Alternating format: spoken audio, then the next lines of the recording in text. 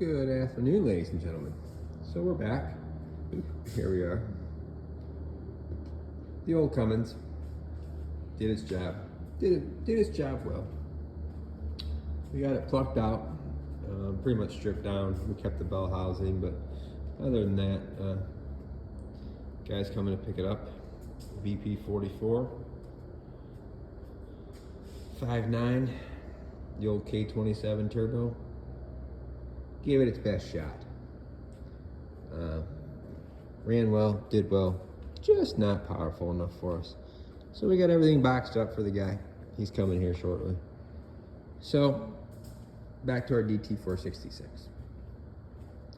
Got it all torn apart. Turbo looks really nice. Got some WD-40 sitting on those so I can pull those apart and reclock it, clean it, paint it, sandblast the manifold, gear-driven air compressor. Those are the mounts off the 5.9. I was wondering if we were going to use those. The answer to my question is we're not. Coming over here to the motor, as you can see, these are in order, 1 through 6. 1 and 2 look good. 3, 4, and 5, not so much. 6, good. 3, 4, and 5 obviously had a broken ring. The oil consumption ring was broke. Top 2 rings look good, but you know it wore the piston skirts and cylinders a little bit. But the bearings look really nice. Very, very minimal wear on the bearings. Got the head off here. Got all the injector hold-on bolts out. Did break one. Actually, I think we broke the back 2. So I got to get the injectors out, weld some nuts onto those bolts, pull them out, and get this head over to Dwight's machine shop. And they are going to surface it, clean it, check the valves, hot tank it, all that fun stuff. So that's where we're at with that. Do you think this motor's been in-framed once before? I don't know for sure, but I think it's been in-framed just by the numbers on the pistons, and the bearings they're not stamped standard or 10 or 20 or 30, which you know I don't think the crank's been out of it ever. I'm hoping they're standard, but we'll investigate that a little bit more. The old motor is in the truck now, mind you. It's just sitting in here because I was trying to get an idea of where it's going to sit. So it's in. This is the general idea of where it's going to be. I have to build obviously new mounts for here. It's going to get a new mount going across, tie that in real nice. And then in the back, you can kind of see, I'll open that door back there and let some light in.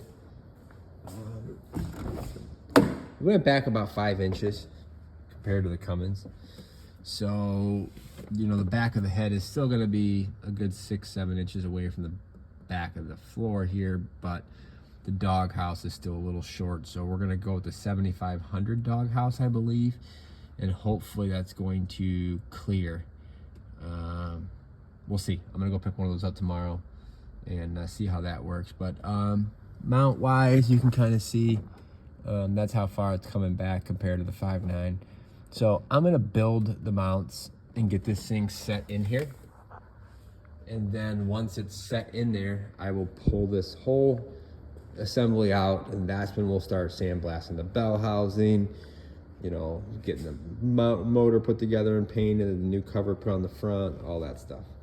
That's the theory. I just want to make sure I got it all bolted in here and sitting kind of where it needs to be. Gonna run the fast fuel system. We're gonna tap it into the factory lift pump because this P pump needs 35 to 45 PSI of pressure. And the fast that I had on here for the VP44 only puts out 20, and it is not capable with the ball spring kit to bump it up without replacing the motor. That's $400 or $500. So we're gonna stick with the little electric fast, going into the mechanical, done. That'll clean up the factory fuel filter housing and stuff too. I mean, really the motor will just look just like this with the throttle cable and obviously the gear-driven air compressor down there. So less clutter out here. Other than that, you know, we set the motor far enough back that the mechanical fan hub will clear the radiator up front here. So we got good room there. That's really about it. I think I'm gonna drop it down another inch in the back. We'll see. I'd like it to fit completely underneath that floor. We'll see how that goes, but it's in there, you know. It's been a lot of work last, you know, it only took me about a day to, you know, took me a full day to get the 5.9 out with the trans, and then, you know, a couple hours to clean up some things, and then another couple hours getting this thing kind of set in there and eyeballing it, and that's kind of what I want. Now I can take a step back and really, now that I'm not in a hurry, and check it out and make sure I got it right where I want it. But it's going to be a cool truck when it's done. I think this is going to be the end all be all. Big 10-speed trans, you know, good mid-range horsepower DT motor.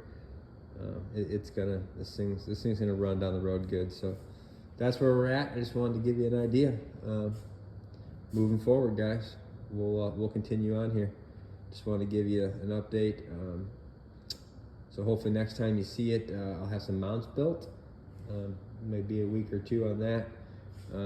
I am going to bring home the 38 Top Gun tomorrow. So next week's video will be on the 38 Top Gun with a new interior. So just a quick recap. 5.9 Cummins is getting picked up. That'll be out of here. This is getting moved out of the shop. 38 Top Gun will be backed in here. And we'll slowly be starting on some engine mounts. So next week when you tune in, check out the 38 Top Gun interior and maybe a little bit on these engine mounts. This project isn't going to go super fast. I mean, I've gotten a lot done in a short amount of time. Believe it or not, this truck was running and driving and towing a trailer yesterday at noon. It is the following day at 9 p.m. So a lot of work in a short amount of time.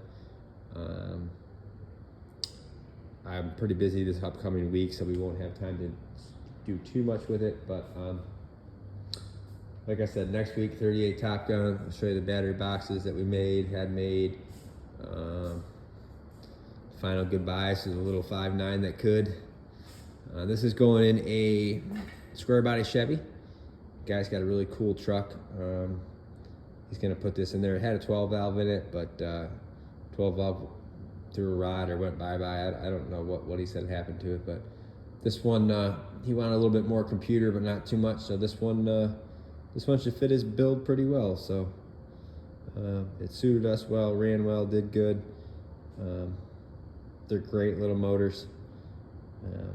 I'm just hoping the DT gives us a little more oomph that we're looking for. So, all right, have a good night, guys.